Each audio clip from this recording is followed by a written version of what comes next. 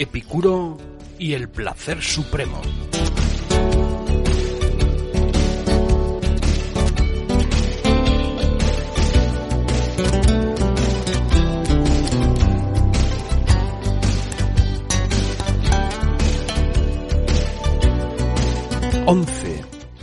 Una prudencia utilitarista y pragmática.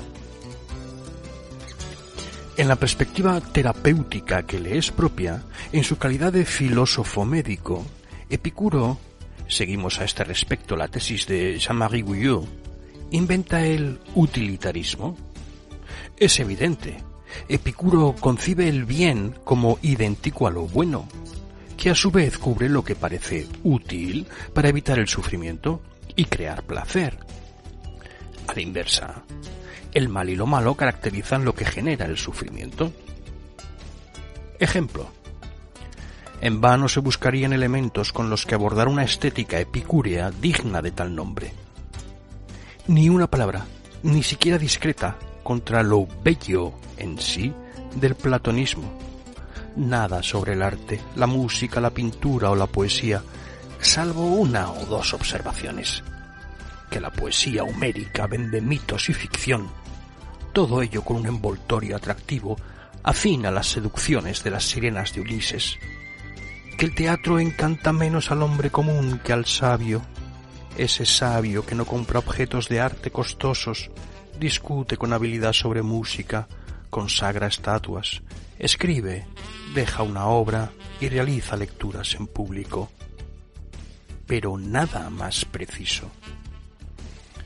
El arte existe menos en general que en particular. En términos absolutos no tiene ningún valor. Antes bien debe considerárselo en términos relativos, desde el punto de vista utilitario. Es defendible cuando permite escapar al sufrimiento. Excelente si hace posible un placer, pero no tiene ningún interés especial en cuanto tal. Así como Platón hace del arte una manera de acceder a lo bello en sí y de contemplar las ideas puras, así también subordina Epicuro la estética a una función pragmática y útil: tranquilizar el alma y el cuerpo, apaciguar y procurar dulzura y goce. En resumen, el arte vale por los efectos que produce. Su validez, por tanto, estriba en su utilidad, en el hecho de ser efectiva y producir efectos, en este caso procurar satisfacción. A partir de este doble interés, la utilidad catártica y la eficacia hedonista, Epicuro inventa una suerte de prudencia respecto del mundo, de lo real, de los demás y de uno mismo. No es cuestión de no reflexionar, de obedecer a los impulsos, de ser juguete de las pulsiones. El filósofo, el sabio, meditan, reflexionan, piensan, calculan. Dietética de los deseos y aritmética de los placeres suponen un ajuste permanente de la teoría y la práctica, de los hechos y la doctrina, la epifanía de todo acontecimiento y la reacción más apropiada para vivirla con júbilo y no como factor de turbación. Esta prudencia lleva a considerar la práctica inmediata como la más idónea para generar un beneficio inmediato, sin duda, pero también con vistas al futuro. Un hedonista digno de este nombre calcula sus placeres y no obedece a un deseo porque sea deseable en sí mismo. Consiente a él y se compromete en su satisfacción, sí, y solamente sí, la suma total de displacer no supera la de los placeres. Rehusará lo que produce placer en el instante si lleva implícito un precio a pagar. Se declara no deseable y a evitar todo goce que ponga en peligro la ataraxia. El renunciamiento, la privación, forman parte de las vías de acceso al placer, cuando esas elecciones permiten conservar la paz del alma, la serenidad del cuerpo, la armonía y el equilibrio que se obtienen mediante el trabajo sobre uno mismo. En el mismo orden de ideas, se preferirá un dolor o un sufrimiento presentes si producen una satisfacción más adelante, a un placer inmediato que sea causa de dolor en el futuro. Nunca, en las referencias a Epicuro, nunca se ha puesto de relieve esta preferencia de lo peor que conduce a lo mejor. Sin embargo, destacar este punto permitiría ponderar la verdadera naturaleza del epicureísmo. Una fuerza considerable, una inteligencia de las situaciones, un pensamiento proyectivo, cualidades que diseñan una ascesis rigurosa y revelan una ética exigente. Los abusos de la mesa, de la cama, todo tipo de excesos, las pasiones libidinales, son pequeños placeres falsos e inmediatos que se pagan mañana, más adelante, un día u otro, con distintos dolores, degradación y fatigas del cuerpo, enfermedades crónicas, envejecimiento precoz, despilfarro de energías útiles, histerización de las relaciones sexuales y otras variaciones sobre el tema de la parálisis de la vida cotidiana. Esta dialéctica afina un tipo de astucia de la razón, la preferencia de lo negativo para dar nacimiento a lo positivo, legitima los aprendizajes, las inversiones que, aunque dolorosas en el momento presente, luego producen placeres sublimados. Aprender a hablar y dominar una lengua, invertir tiempo, sacrificio y energía en la práctica de un instrumento musical, incluso practicar la filosofía en construirse tendiendo a la sabiduría con ayuda de ejercicios espirituales exigentes, son ejemplos que permiten ponderar en qué medida el hedonismo supone un mecanismo más refinado, más conceptual, más imaginativo, menos rudimentario de lo que piensan sus detractores.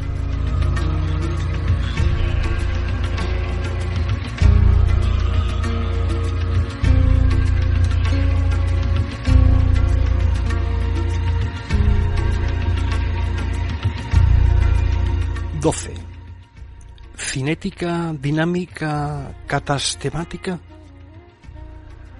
Habitualmente la historia de la filosofía sostiene que Epicuro optaba por un placer inmóvil, estático, en reposo, mientras que Aristipo de Cirene practicaba un placer dinámico.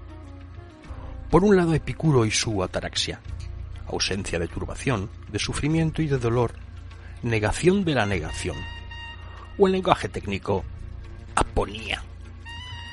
Por otro lado, Aristipo y su goce permanente, sin límites, activo, voluntario, un placer que en el jardín se define negativamente: no sufrir, no temer, no tener carencias, no padecer.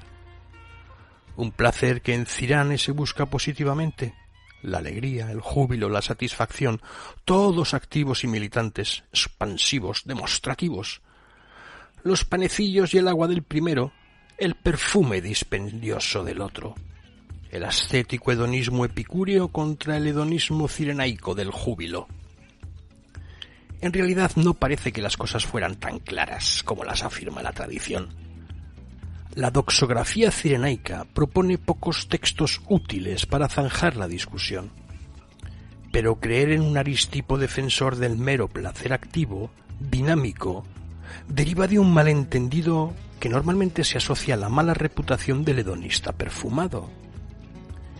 Si no nos apartamos de los textos de Diógenes Laercio y de Cicerón sobre esta oposición, luego clásica, entre los placeres catastemáticos del jardín en reposo y los placeres cinéticos de la escuela cirenaica, dejamos de lado la parte de dinamismo hedonista que hay en Epicuro y la capacidad de gozar de la evitación del displacer que hay en Aristipo, lo que evidentemente supone una auténtica previsión del futuro en quien es presentado como un descerebrado embrutecido por el mero momento presente.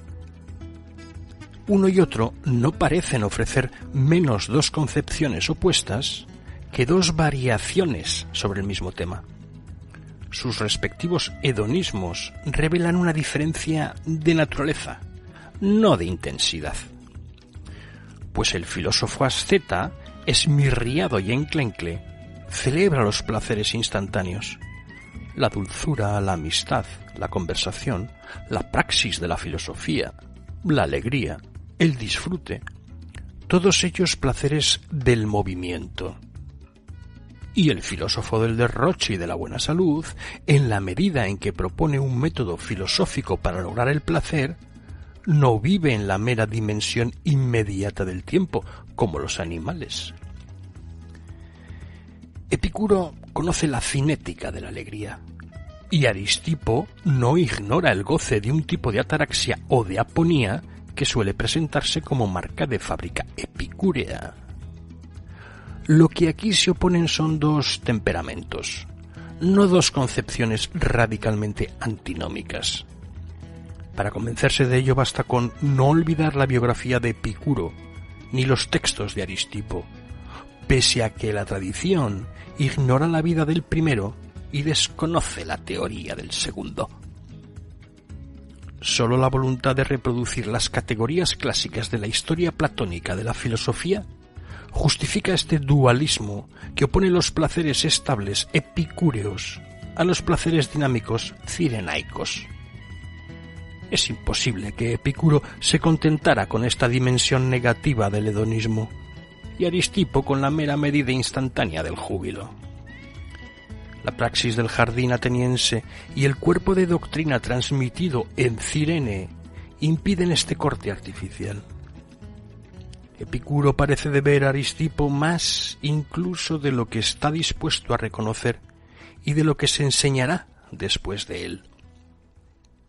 La consideración del instante, pretendidamente cultivada por Aristipo y sus seguidores, no puede justificar por sí sola la existencia en su escuela de una teoría del conocimiento, de una invitación a la ascesis, de una propuesta existencial y de la constitución de una sabiduría práctica. Si basta con gozar del momento presente, ¿para qué todo ese arsenal soteriológico que, desgraciadamente, permanece fragmentario y en jirones? Si ese corpus teórico existe, es la demostración de que el cirenaico tomaba en consideración el futuro, contrariamente al animal, incapaz de sustraerse al instante, de lo que tan a menudo se ha reprochado a los discípulos de Cirene. Si se tiene en cuenta la vida concreta de los individuos agrupados en torno al maestro del jardín, hay pruebas de que la verdad de una escuela no se reduce únicamente a los textos, a los documentos y a los libros copiados varias veces por generaciones de comentaristas con el espíritu crítico anestesiado. El primero que copia el primer error debido a un compilador malintencionado o mal informado produce una verdad revelada que las generaciones siguientes se conforman con reproducir, la mayor parte de las veces con ayuda de la universidad. Con demasiada frecuencia, en la historia de la filosofía, la verdad se reduce a la suma de los lugares comunes cristalizados por el hábito y la pereza intelectual. Epicuro no se ha conformado con escribir o con suscitar textos, en su mayor parte perdidos. También vivió. De la misma manera, Aristipo no se ha limitado a atravesar la historia de la filosofía entre dos sentencias, disfrazado de mujer y perfumado en el ágora, sino que también ha propuesto un relativismo ético, un subjetivismo metodológico, un nihilismo epistemológico, un patos sensualista, una sabiduría existencial, una política crítica. Todo lo cual no sería más que inútil enredo si bastara con gozar del instante. Solo la vida y la obra, consideradas en contrapunto, son capaces de iluminar con luz nueva los pensamientos que habitualmente se estudian desde el interior, como objetos separados de sus autores. De lo contrario, ¿qué sentido tendría la vida filosófica?